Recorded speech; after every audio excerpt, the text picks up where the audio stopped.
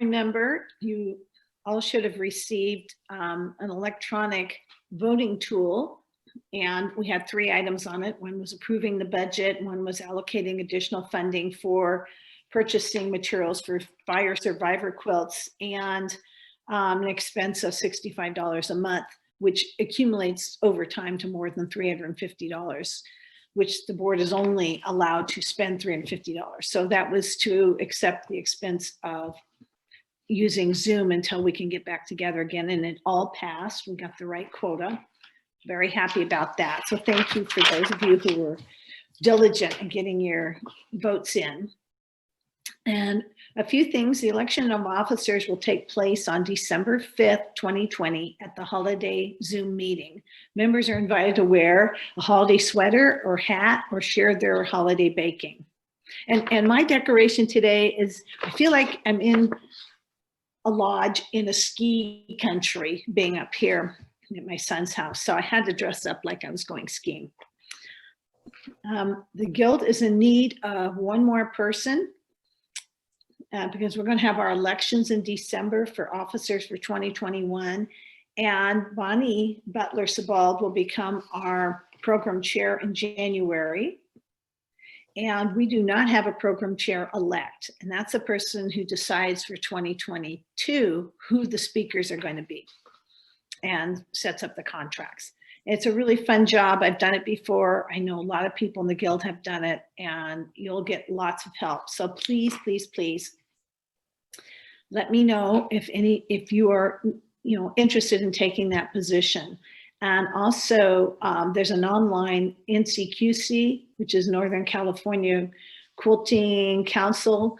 They put on a Meet the Teachers on Zoom, and you can see each teacher. Usually they allow them 3 minutes apiece to speak and tell what they do and show samples. It's very, very fast, usually.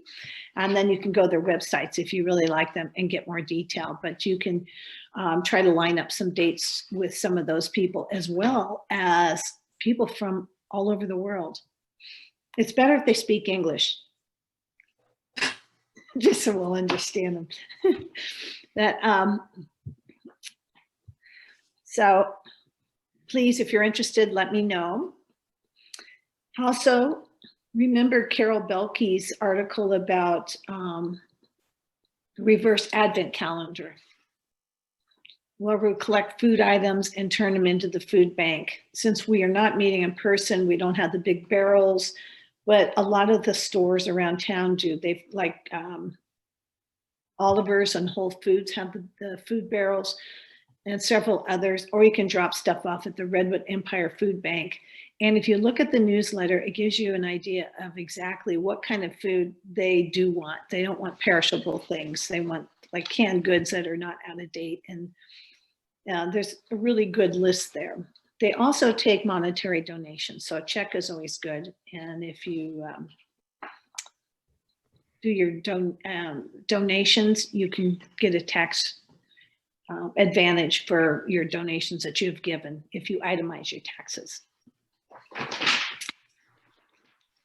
So, moving on, committee reports. Community Quilts would like to report out to us. So Anne, please play the Community Quilts video. Okay, I'll get that going here.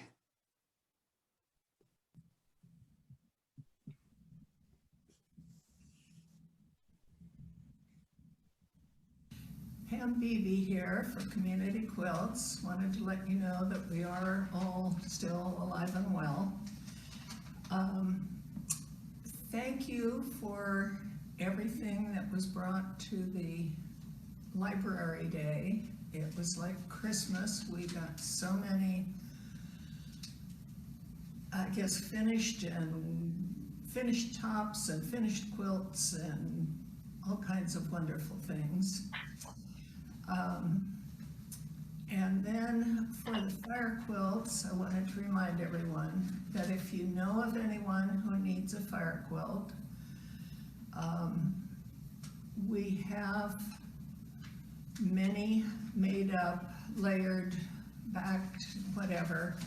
If you want to pick them up and get them to the person who needs them. Let me show you a couple that we have ready to go. This one is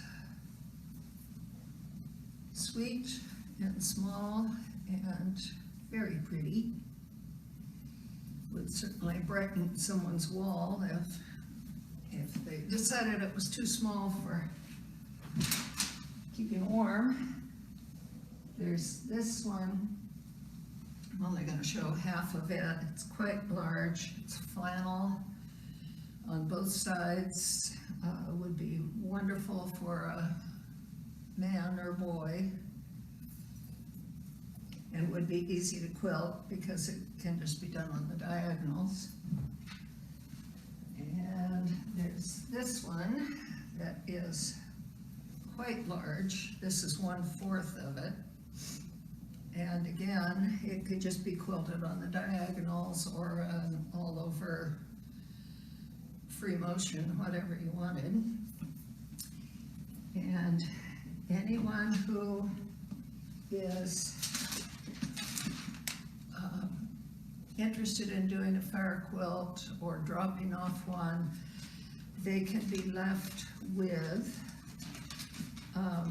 in Healdsburg, Margot Pitter, in Sebastopol, Nancy Stedman, in Santa Rosa, here with me, Pam Beebe, or with Laura Barrett, Roanoke Park, Sue Gregg, in Oakmont, Janet Tonkin, and in Sonoma, Heidi Nitterich.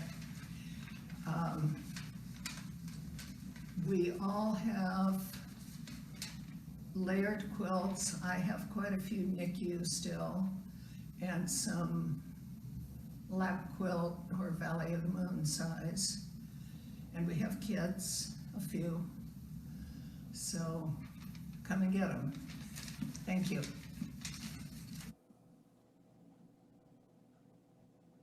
Thank you, Pam. At our last meeting, Carol Lemoynier presented a darling turkey block of the month video for our November block of the month, and it has been posted on the website. You can view it on srqg.org under blog for the from the November 5th meeting. It's a wonderful pattern and perfect for making table runners and or pot holders for holiday giving, in addition to making some pretty cute quilts. So I would advise you to go take a look at it. Laura Barrett presented the Community Quilts video at the last meeting, noting that quilts for fire survivors should be a minimum of 40 by 60 inches. Larger quilts do not have to be bed size, but they're really a great size too. Community quilts have numerous tops that need to be quilted, and they will supply backing and batting for others.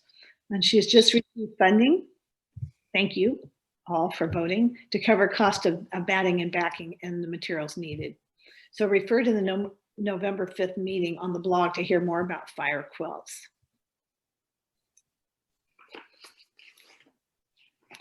Janet Tonkin presented a Community Quilts video thanking members who contributed to the project. The committee is also working and needs to collect 100 quilts for Valley of the Moon Children's Home. They've got several, but they can certainly use more. So keep them in mind. And don't forget to get your $35 dues paid to the Santa Rosa Quilt Guild as soon as possible to be entered in one of our 6 gift drawings with prizes donated by Linda Hooper. 2 prizes were raffled after November 5th.